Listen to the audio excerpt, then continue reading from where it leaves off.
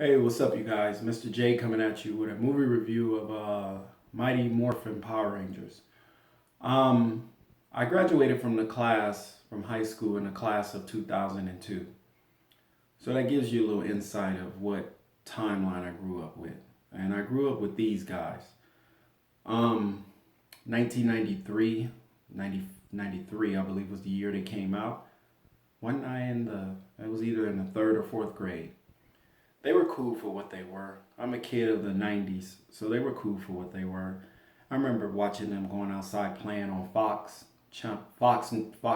the TV channel, regular syndicated television back then, in Los Angeles, California, because that's where I'm from. Um, and I remember the original five: Jason, Kimberly, Zach, Trina. And then when the Green Ranger came along, and then when it replaced Kimberly, uh, Jason, and wasn't it Billy? No, Billy stayed. I think it was Zach they replaced with those other three. And I remember trying to figure out who was the White Ranger back then. And somewhere in between there, I fell off because I started growing up. And by that time, I was in junior high school, probably on my way to high school. But anyway, that's what this movie consists of, the origin story of the original five.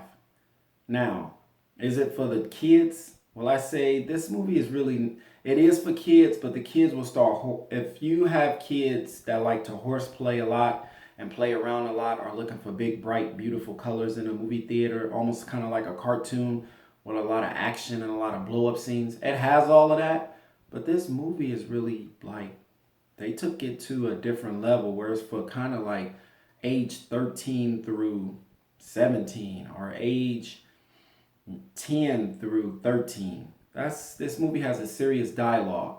It starts off with life, like normal everyday living. Five kids that's just getting bullied in school or peer pressure through their parents and just going through problems. And that's where I think the kids were, if you take in your children, that's where I think they'll lose interest in it. And by the time the action does start, it just has a serious tone to it. There's no more, it has its hokey moments where it reminds you of the original TV show. But by that time, it still has that serious tone to it to where it's like, well, it has the Megazords and all of that. And Rita, what she was like, they said some classic lines that you remember throughout the original TV show that they said in this one. And Rita, it just has a serious tone to it. I don't think the kids will like it too much. I think this is more garnered for 10-year-olds, 11, 12, 13, 10 through 13, and 13 through 17. And if you're a kid of the 90s like me and you grew up on this and you were cool with it till you started to grow out of it, this is for you. What would I give the movie? A 7.8.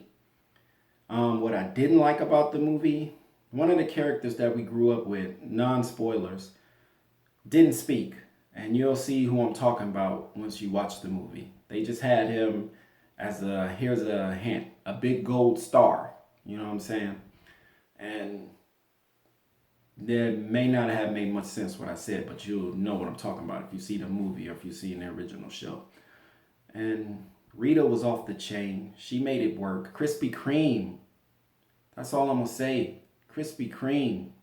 By the time you left this movie, you probably wanted some Krispy Kreme. But you'll get that joke once you see the movie.